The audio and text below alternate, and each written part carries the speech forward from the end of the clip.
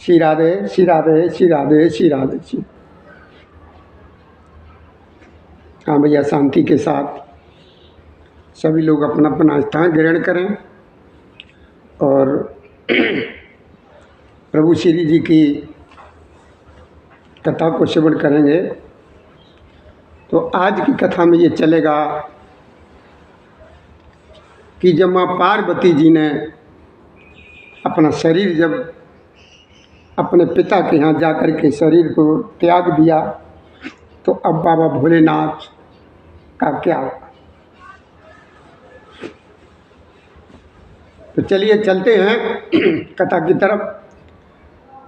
बोलो गुरुदेव भगवान की जय, सद्गुरु महाराज की जय, सब संतन की जय, सियापति रामचंद्र की जय, पवन सुत हनुमान की जय, बाबा भोलेनाथ की जय, मैया पार्वती की जय, हे गंगा मैया की जय, शेषनाग महाराज की जय, हे नंदी महाराज की जय, हे गणेश भगवान की जय। हाँ भैया, शांति के साथ बैठने की कृपा करें। तो भैया देखिए, हमारी तरफ से और हमारे शिवधाम आश्रम के जो भी कार्यकर्ता हैं सभी संबंधित लोगों की तरफ से हमारे प्रभु श्री राम जी की कथा के श्रोताओं यानी भक्तों को आज की राम राम स्वीकार हो। जय श्री राधे, जय श्री कृष्ण गोविंद हरे मुरारी, हे नाथ नारायण वासुदेवाय नमः। देखिए, मेरी माँ पार्वती जी ने जैसे अपना शरीर त्यागा तो उसी समय से हमारे बाबा भोलेनाथ यानी शिवजी जी के मन में जो है ना वैराग्य उत्पन्न, और वैराग्य उत्पन्न हो गया तो वे सदा प्रभु श्री राम जी का नाम जपने लगे और वो जहाँ कहीं पर भी जाते हैं तो प्रभु श्री जी के गुण गाते हैं और उनकी कथाएं सुनते रहते हैं कि चिदानंद सुखधाम शिव विगत मोह मद काम और विचरण मैं धरे हृदय हर सकल लोक अविराम। बाबा ने क्या लिखा कि चिदानंद सुखधाम शिव विगत मोह मद काम और विचरण मैं धर हृदय हरे सकल लोक अविराम। अब बाबा भोलेनाथ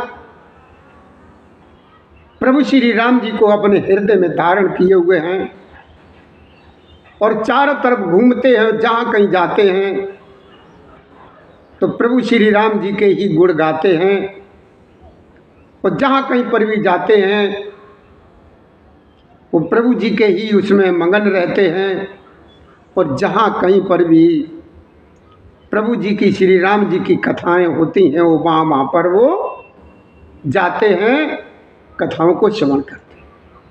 तो चिदानंद सुखधाम शिव विगत मोह मद काम और विचरण मैं दर हृदय हरे सकल लोक अविराम। चिदानंद सुख के धाम, मोह और मद और काम से रहित मेरे भोलेनाथ संपूर्ण लोगों को आनंद प्रदान करने वाले भगवान श्री हरि यानी प्रभु श्री रामचंद्र जी को हृदय में धारण कर भगवान के ध्यान में हर समय जो ना मस्त रहते हैं और पृथ्वी पर विचरते रहते हैं। हर समय प्रभु जी के ही ध्यान में हर समय। वे कई मुनियों को ज्ञान का उपदेश देते हैं, कहीं प्रभु श्री रामचंद्र जी के गुणों का वर्णन करते हैं। और सुजान शिव जी भी बिल्कुल एकदम निष्काम हैं, तो भी वे भगवान अपने भक्त सती के वियोग से दुख से वो दुखी रहते। देखिए भोलेनाथ बिल्कुल निष्काम हैं, लेकिन तो भी वे भगवान अपने भक्त यानी सती के वियोग के दुख से दुखी रहते। यह विधि गयो काल बहु बीती, और नित न होय राम पद प्रीति, नेम प्रेम शंकर कर देखा, और अब चल हृदय भगत की देखा। ये किसने देखी? ये किसने देखी? ये भक्ति। यह विधि गयो काल बहु बीती। इस तरह से बहुत समय बीत गया कि प्रभु श्री रामचंद्र जी के चरणों में नित्य नया नया प्रेम हो रहा है, प्रेम बढ़ता है। और मेरे भोलेनाथ के कठोर नियम, अन्य प्रेम और उनके हृदय में भक्ति की अटल टेक को जब प्रभु श्री रामचंद्र जी ने देखा, तब कृतज्ञ उपकार मानने वाले कृपालु रूप और शील के भंडार महान तेज पुण्य भगवान प्रभु श्री रामचंद्र जी प्रकट हो गए।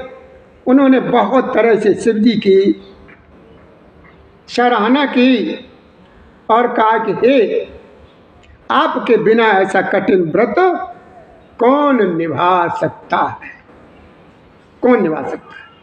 ये राम जी कह रहे हैं भोलेनाथ कि बहुविधि राम शिवय समझावा, और पार्वती कर जन्म सुनावा, अति पुनीत गिरजा के करनी, और विस्तर साहित्य कृपा निध।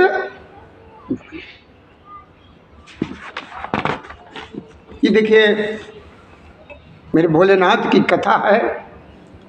राम जी भोलेनाथ को समझा रहे हैं। तो भैया हम सभी लोगों से यही निवेदन करेंगे, आप लोग भी बड़े प्रेम से श्रवण करिए। श्री रामचंद्र जी ने बहुत प्रकार से शिव जी को समझाया और पार्वती जी का जन्म सुनाया। कृपा निधान श्री रामचंद्र जी ने बड़े विस्तार पूर्वक पार्वती जी की अत्यंत पवित्र करनी का भोलेनाथ के सामने वर्णन किया है। अब मेरे राम जी ने भोलेनाथ से कहा, मेरे प्रभु श्री राम जी समझाते हैं, भोलेनाथ कहते हैं कि अब विनती मम सुनाओ शिव, जो मोह पर निज नेव। क्या कहा? मेरे राम जी ने कहा कि देखो भोलेनाथ, अब मेरी जो है ना ये विनती सुनो, प्रार्थना सुनो, जो आप जो हमसे जो है ना प्रेम करते हो। अब क्या विनती है, क्या कहेंगे राम जी, वो भी आप सुन करें। तो मेरे प्रभु श्री राम जी भोलेनाथ की विनती कर रहे हैं और भोलेनाथ से कहा कि हे शिव जी, हे भोलेनाथ, यदि आप मुझ पर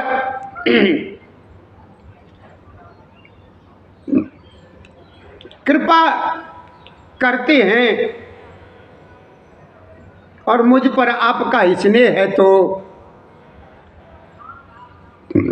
अब आप मेरी जो है ना एक विनती सुन लीजिए और मुझे यह मांगे दीजिए कि आप जो है ना जाकर के पार्वती जी के साथ विवाह कर लें। राम जी ने प्रभु जी से विनती करके क्या कहा।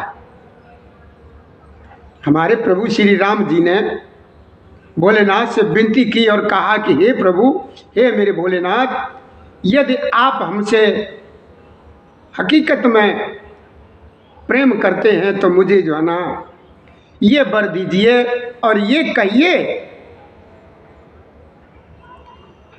कि पार्वती जी के साथ आप विवाह कर लें।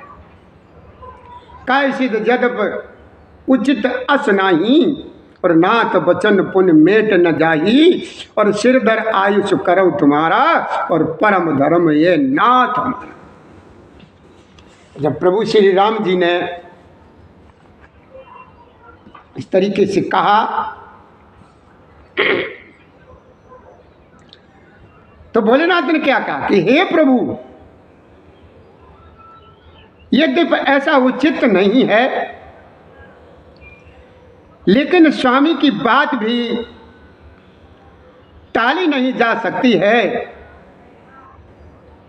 नाथ मेरा यही एक परम धर्म है कि मैं आपकी आज्ञा को सिर पर रखकर उसका मैं पालन करूं। भोलेनाथ ने कह रहे कि हे प्रभु, ऐसा उचित तो नहीं है, लेकिन आप मेरे स्वामी हो, मैं आपकी बात को टाल भी नहीं सकता। मेरा यही एक परम धर्म है कि मैं आपकी आज्ञा को अपने सिर पर रख करके उसका पालन करूं। माता पिता गुरु और स्वामी की बात को बिना ही विचारे शुभ समझकर करना मानना चाहिए। भोलेनाथ क्या कहते हैं? तुलसीदास जी ने जो चौपाई में लिखा है कि मात पिता गुरु प्रभु की बानी और बिनय विचार करो शुभ जानी, तुम सब बाती परम हितकारी और आज्ञा सिर पर नाथ तुम्हारी। ये मेरे भोलेनाथ कहते हैं कि माता पिता गुरु और स्वामी की बात को बिना ही विचारे शुभ समझ करके करना चाहिए, मानना चाहिए। फिर आप तो सब प्रकार से मेरे परम हितैषी हैं कि नाथ आपकी आज्ञा मेरे सिर पर है, मंजूर है। शिव जी की भक्ति ज्ञान और धर्म से युक्त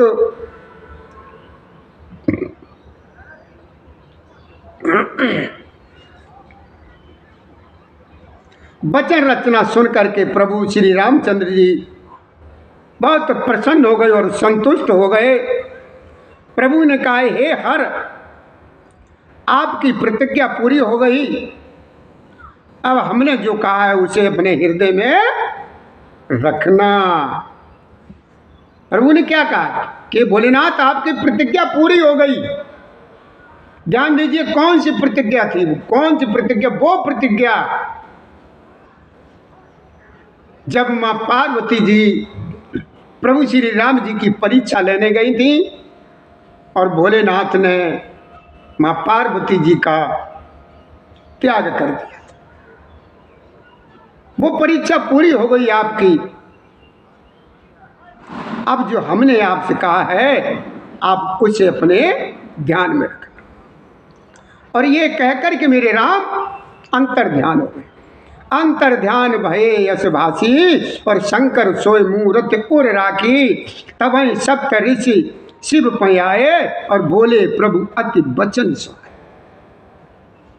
मेरे प्रभु श्री राम जी तो अंतर ध्यान हो गए, लेकिन राम जी अंतर ध्यान हो गए, लेकिन भोलेनाथ के हृदय में वही मूर्ति विराजमान है। किनकी? प्रभु श्री राम जी। मूर्ति अपने हृदय में रख ली मेरे भोलेनाथ ने अब उसी समय क्या हुआ, वहां पर जो है ना सप्त ऋषि आ गए उसी समय वहीं पर। इधर मेरे राम जी का अंतर ध्यान होना हुआ और उधर ही सप्त ऋषि भोलेनाथ के पास आ गए। और क्या बोले हैं वचन, बहुत सावने वचन बोले हैं। कौन बोले वचन?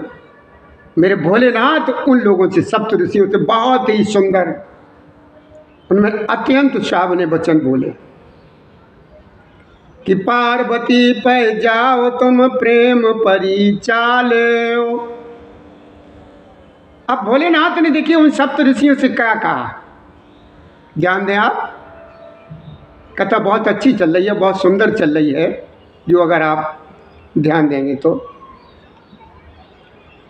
कि पार्वती पर जाओ तुम प्रेम परीक्षा लो और गृह प्रेम पटयो भवन दूर करो शांति। भोलेनाथ उन सब ऋषियों को बता दिया कि ऐसा ऐसा करो और जाओ पार्वती जी के पास जाओ, उनको ऐसी बुद्ध हो जाकर के जिससे वो अपने घर चले। आप लोग पार्वती के पास जाकर उनके प्रेम की परीक्षा लीजिए और हिमाचल को कहकर के उन्हें पार्वती को लिवा लाने के लिए भेजिए तथा पार्वती जी को घर भिजवाइए और उनके संदेह को दूर कर दीजिए।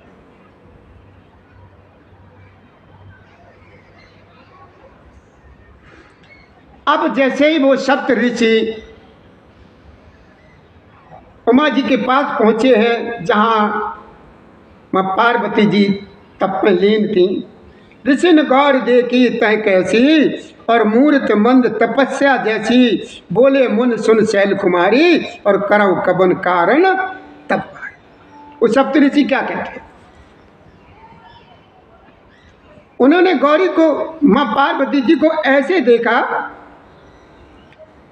जैसे वो एकदम मूर्तिमान मंद तपस्या में बैठी बन गई है, ऐसे बिल्कुल वो खुद ही तपस्या जैसी बन गई, मूर्ति मंद तपस्या जैसी। बोले मुन सुन शैल कुमारी। तो सप्त ऋषि उनसे क्या कहने लगे, कहते हैं कि देखो हे गिरिराज किशोरी, आप हमें ये बताएं कि आप जो कर रही हैं इतना भारी तप, वो क्यों कर रही हैं? वो सप्त ऋषि पार्वती जी को पूछ रहे कि इतना भारी तप जो है ना तुम यहाँ कर रही हो, ये क्यों कर रही हो? तुम किसको क्या समझ करके ये ऐसा कठोर तप कर, तुम किसकी आराधना करती हो और तुम आकर को क्या चाहती हो? हमसे अपना सच्चा भेद बताने की कोशिश करिए। पार्वती जी ने कहा कि बात कहते मन बहुत सकुचाता है और आप लोग मेरी मूर्खता सुन करके हंसेंगे, आप लोग हंसी करेंगे नहीं, लेकिन क्या करें, ये मन जो है ना हट पकड़े हुए है, ये छोड़ता नहीं है और वो उपदेश नहीं सुनता। और यहां तक है कि जल पर वो दीवार खड़ी करना चाहता है। नारद जी ने जो कह दिया उसे सत्य जान करके मैं बिना ही पंख के उड़ना चाहती। ये सप्त ऋषियों को वो सुना रही है। मनहट परा न सुनाई सिखावा और चैत बार पर भीत उठावा, नारद का सत्य सोई जाना और बिन पंखन हम चयो।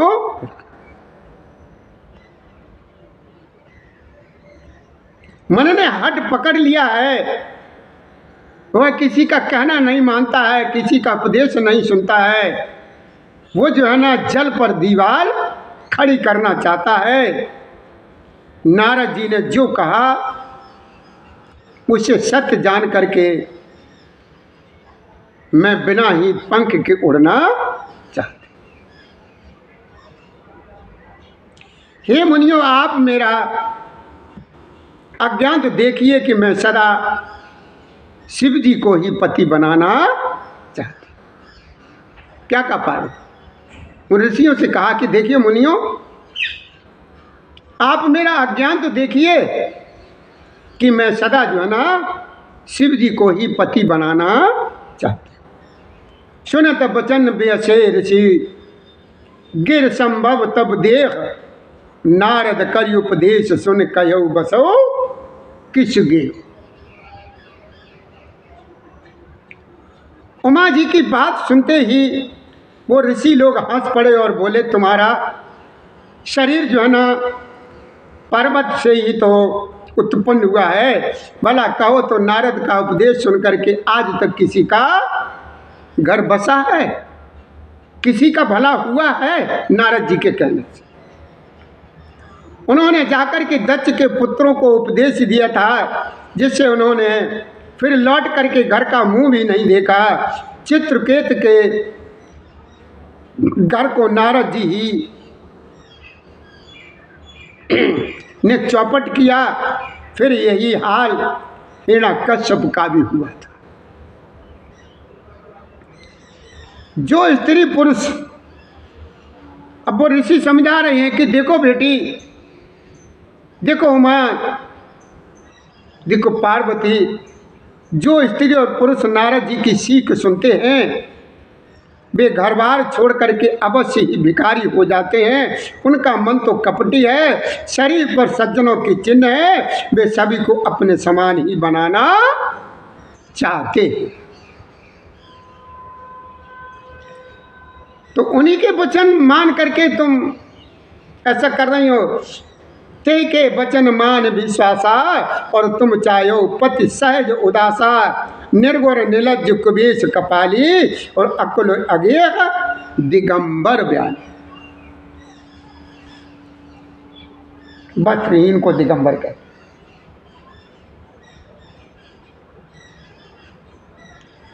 वो ऋषि समझा रहे हैं उमा को, उनके वचनों पर विश्वास मान करके तुम ऐसा पति चाहती हो जो स्वभाव से उदासीन, गुणहीन, निर्लज्ज, बुरे वेश वाला, नर कपालों की माला पहनने वाला, कुलहीन, बिना घर बार का, नंगा और शरीर पर सांपों को लपेटे रखने वाला हो।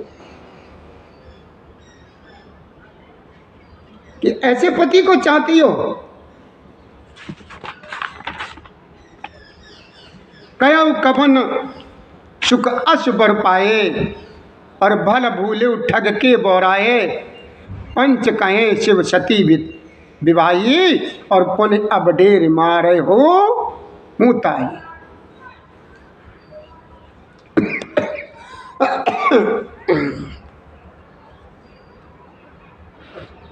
ऋषि समझा रहे हैं मैया पार्वती जी को, ये उमा, ऐसे वर के मिलने से कहो तुम्हें क्या आराम मिलेगा, क्या सुख मिलेगा। तुम उस ठग यानी नारद के वचनों में बहकावे में आकर के खूब बोली हो। पहले पंचों के कहने से शिव ने सती से विवाह किया था, परंतु फिर उसे त्याग करके मरवा डाला था। क्या कहते हैं, अब वो शिव जी की कितनी जो है ना बुराई कर रहे हैं सत्यता को जानने के लिए। ये माँ पार्वती जी के हृदय की बात को जानने के लिए ये सप्त ऋषि जो है ना भोलेनाथ को, आखिर वही जिन्होंने अपनी पत्नी को मरवा डाला था उनके लिए अब सुख सोबत सोच नए भीख मांगे भय खाए और सहज एका किन के भवन कवों की नार खटा। कितनी बड़ी बात कह रहे हैं और ऋषि किस तरीके से कैसी कैसी बात कर रहे हैं, जो उमा जी जो है ना कहीं किसी तरीके से भूल के भी नेक थोड़ी सी बात कह दें और हम उस बात को पकड़ लें। वो कहते हैं कि अब शिव को कोई चिंता नहीं है वह भीख मांग करके खा लेते हैं और सुख से सोते हैं। ऐसे स्वभाव से ही अकेले रहने वालों के घर भी भला क्या कभी कोई स्त्रियां जो है ना टिक सकती हैं। स्त्रियों को कोई सुख नहीं मिलेगा उनके यहाँ। इसलिए जो है ना मेरा कहना मान जाओ। अजहू मानव कहा हमारा, हम तुम कब बर नीक विचारा, और अति सुंदर सुच सुखद सुशीला, और गाव वेद जास जसो। अभी भी मेरा कहना मानो, हम तुम्हें उससे कई गुना बहुत ही सुंदर वर तुम्हारे लिए बताएं। आज भी मेरा कहना मान लो। आज का मतलब अभी भी मेरा कहना मान लो। अभी जो है ना हमारा कहना मानो, हमने तुम्हारे लिए बहुत अच्छा वर विचारा है। वह बहुत ही सुंदर, पवित्र, सुखदायक और सुशील है, जिसका यश और लीला वेद गाते हैं।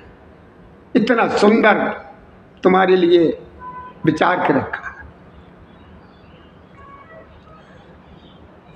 वह दोषों से रहित, सारे सद्गुणों की राशि, लक्ष्मी का स्वामी और बैकुंठपुरी का रहने वाला है। हम ऐसे वर को लाकर के तुमसे मिला देंगे। वह बहुत ही सुंदर है। लेकिन पार्वती जी ने उनकी बात ये सुन करके हंसने लगी, और हंस करके क्या बोली है, आपने, वो क्या कहती है पार्वती जी, क्या कह रही है, आपने ये सत्य कहा, आपने ये सत्य ही कहा है कि मेरा यह शरीर पर्वत से ही उत्पन्न है और इसलिए हट नहीं छूटेगा। शरीर भले ही छूट जाए, सोना भी पत्थर से ही उत्पन्न होता है, सो है जलाए जाने पर भी अपने स्वभाव यानी सुवर्ण तत्व को नहीं छोड़ता है। नारद बचनन में पर हरऊं, और बसऊं भवन उजरऊं नहीं डरऊं, और गुरु के वचन प्रतीत न जेही, और सपने सुगम न सुख सिद्ध ते। पार्वती जी क्या जवाब देती हैं लोगों को?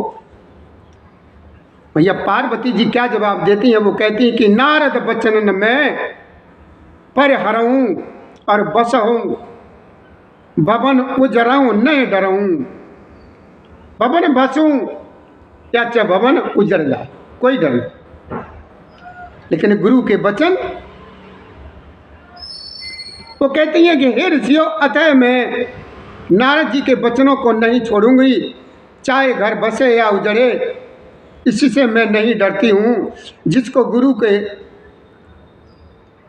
वचनों में विश्वास नहीं है, उसको सुख और सिद्धि सपने में भी सुगम नहीं होती है।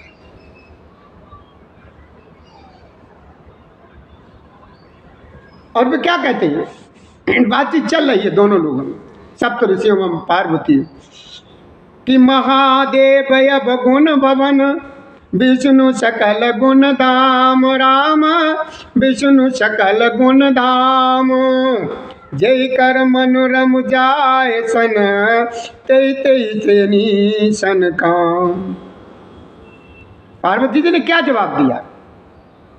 महादेव अब गुण भवन, विष्णु सकल गुण धाम, और जय कर मनोरम जाय सन, ते ते ही सन काम। हाँ ऋषियों, मैंने माना है, माना कि महादेव जी अब गुणों के भवन है, खान है, और विष्णु समस्त सद्गुणों के धाम है। पर जिसका मन जिसमें रम गया, उसको तो जो है ना वही अच्छा लगता है, और उसी से काम है। बोलो भैया जय श्री राधे।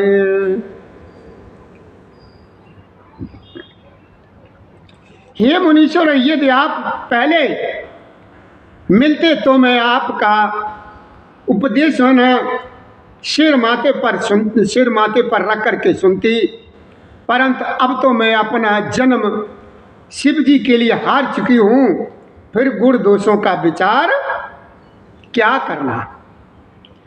जो हो गया सो हो गया, जो फैसला हो गया सो हो गया, अब कुछ नहीं।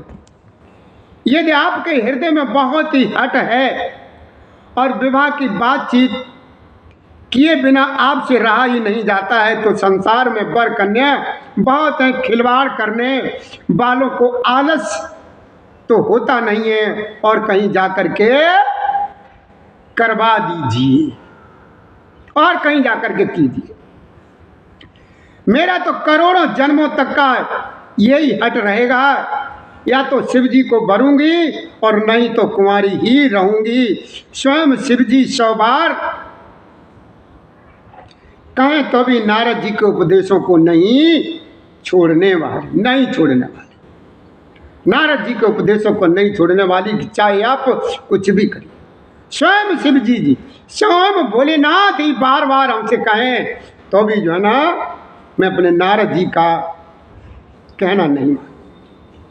मैं पा परहूँ कहो जगदम्बा, और तुम ग्रह गबनो भयो विलंबा। देख प्रेम बोले मुनि ज्ञानी, जय जय जय जगदम्बिके भवानी। उन सप्त ऋषियों ने माँ पार्वती जी का हर तरीके से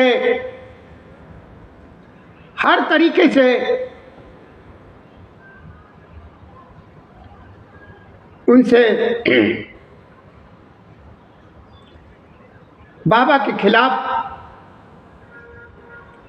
की बातचीत की, लेकिन माँ पार्वती जी के कोई ऊपर उनके ऊपर असर नहीं पड़ा, किसी प्रकार का कोई असर नहीं पड़ा। तो आकर के सप्त ऋषि जो है ना हार गए, और उन्होंने कहा कि जगत जननी पार्वती जी ने फिर कहा कि मैं आपके पैरों पड़ती हूँ, आप अपने घर जाइए, बहुत देर हो गई है। शिव जी में पार्वती जी का ऐसा प्रेम देख करके ज्ञानी मुनि बोले, हे जगत जननी, हे भवानी, आपकी जय जयकार हो, जय जयकार हो, जय जयकार। मैं पा परहूँ कहूँ जगदम्बा, तुम ग्रह गवनो भयो विलंबा। देख प्रेम बोले मुनि ज्ञानी, और जय जय जय जगदम्बिके भवानी। तो क्या कहते हैं ऋषि, उन्होंने कहा माँ पार्वती, जगत जननी पार्वती जी ने फिर जैसे ही कहा तो मैं आपके पैरों पड़ती हूँ, आप अपने घर जाइए, बहुत देर हो गई। शिव जी में पार्वती जी का उन्होंने ऐसा प्रेम देखा, और प्रेम देख करके ज्ञानी मुनि बोले कि हे जगत जननी, हे भवानी, हे जगदम्बा, आपकी जय जयकार हो। तुम माया भगवान शिव, सकल जगत पितमात, और नाय चरण सिर मुन चले, पुन पुन हर सतका। हर तरीके से परीक्षा ले ली माँ पार्वती जी की उन ऋषियों ने। तो आखिर में उन्होंने यही कहा और कह करके वो चल लिए कि तुम माया भगवान शिव, कि तुम तो माया हो और भोलेनाथ शिव हैं। तुम माया भगवान शिव, सकल जगत पितुमात, और नाय चरण सिर मुन चले, पुन पुन हर सतका। अब सप्त ऋषि जा रहे, बहुत प्रसन्न हैं, बहुत खुश हैं। तो सप्त ऋषि कह रहे हैं कि आप माया हैं और शिव जी भगवान हैं, आप दोनों समस्त जगत के माता पिता हैं। यह कह करके मुनि पार्वती जी के चरणों में सिर नवा करके चल दिए। उनके शरीर बार बार जो ना पुलकित हो रहे हैं। बोलो मैया पार्वती की जय, श्यापति रामचंद्र की जय, मेरे भोलेनाथ की जय। हाँ भैया, हम हमारे पास भैया कुछ समय का अभाव है, तो हम कुछ समय के लिए कथा में विराम लगाने की इजाज़त चाहते हैं। उसके बाद कथा को फिर श्रवण कराएंगे। तो हमारी तरफ से भैया जल्दी में जो भी हमसे गलती हो जाती हो भैया उस पर ध्यान न दें। अगर किसी प्रकार की कोई आपको संशय अगर हो तो हम जहाँ कहीं पर भी मिलें हमसे आप पूछ लें, हम आपकी शंका का समाधान करेंगे। जय श्री राधे, जय श्री कृष्ण गोविंद हरे मुरारी, हे नाथ नारायण वासुदेवाय नमः। भैया ये नई नई कथाएं श्रवण करने के लिए वीडियो को आप भैया कथाओं को सब्सक्राइब जरूर करें। श्री राधे, श्री राधे, श्री राधे।